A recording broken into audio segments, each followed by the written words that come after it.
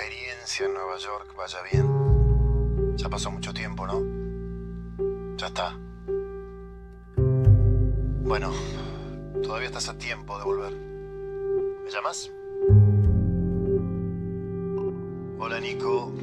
Espero que tu experiencia en Nueva York vaya bien. Ya pasó mucho tiempo, ¿no?